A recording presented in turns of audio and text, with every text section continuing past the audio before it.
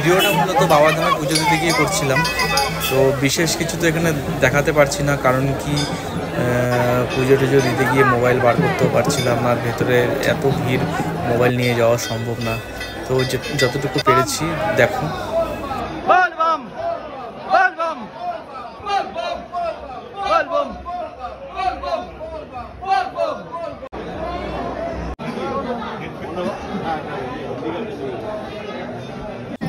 কথায় আছে এটা নাকি নন্দী, তো যাই হোক আমি নন্দী মনে করেই প্রণাম করেছি।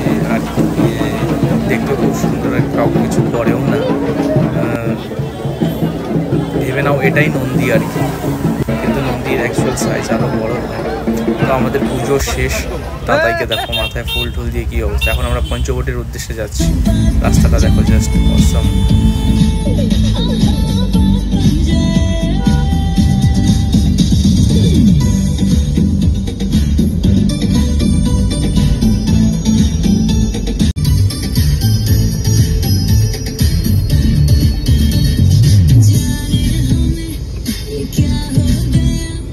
উপরে পুরোটাই পাহাড়, এই সিঁড়ি বেয়ে বেয়ে উঠতে হবে। আমার অত সাধ্য নাই যে সিঁড়ি বেয়ে উঠবো। যাই হোক, তো ভিউটা তোমরা দেখতেই পেলে। আর এখানে এই হনুমানগুলো থাকে, এগুলো নিয়ে ফটোগ্রাফাররা আর কি ওই ফটোশ্যুট করে দিয়ে বিজনেস করে আর কি। প্রচুর হনুমান আছে, সব ট্রেনিং প্রাপ্ত হনুমান। তো আমাদের মধ্যে সবাই একটু এদেরকে নিয়ে ছবি টবি তুললো। তাতাই খাওয়াচ্ছে কি যেন সজনে পাতা রস খাওয়াবে, এখন ও ঘাড়েও নেবে হনুমানটাকে। মানাইছে দুজনকে একদম, মনে হচ্ছে যেন ভাই ভাই। এই যে আমাদের মাদারি দাদা, জয় হনুমান জয় বজরংবলী। যাই হোক, এখান থেকে আমাদের বেরোতে হবে, বেরিয়ে যাব তারাপীঠের উদ্দেশ্যে। তো চারিদিকের সিন সিনারি খুবই সুন্দর, বলে বোঝানো যাবে না। একবার গেলে বারবার যেতে ইচ্ছে করে, এত উঁচু উঁচু। এখন আমরা চলে এসেছি ঝর্ণার জলে, এখানে স্নান হবে। স্নান করে আমরা এখানে পুজো দেবো, বাসুকীনাথ বলে জায়গাটাকে, এখানে পুজো দিয়ে বেরোয় যাবো তারাপীঠের উদ্দেশ্যে। তো বাসুকীনাথের পুজোটা দেখানো হলো না, দেখাতে পারছিও না। এখন যাচ্ছি তারাপীঠ, আর তারাপীঠে ঢুকেও গেলাম আমরা।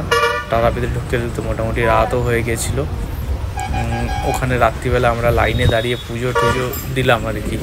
ওই একদিনই 3টা পুজো কমপ্লিট করতে পেরেছি। দেখো কি ভিড় তারাপীঠে, বাপরে বাপ। তো আমরা রাত্রিবেলায় আর কি পুজোটা সারলাম। রাতের একটু ভিড়ও কম ছিল, আমরা ভিআইপি লাইনে ছিলাম।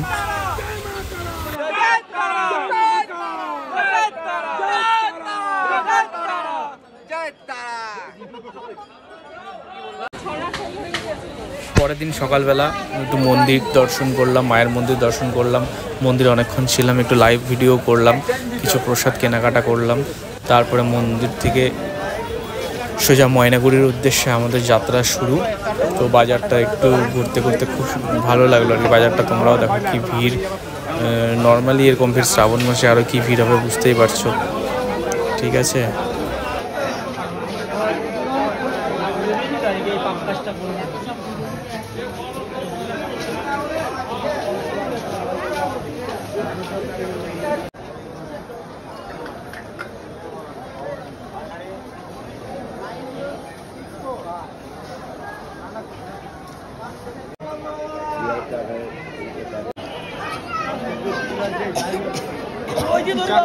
করছি তো।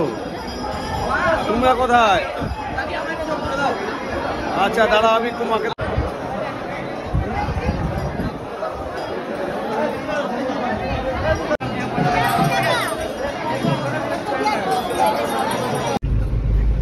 সবার পরিবারকে ভালো রাখো, সবাইকে সুস্থ রাখো। সামনের বছর যেন আবার সবাই মিলে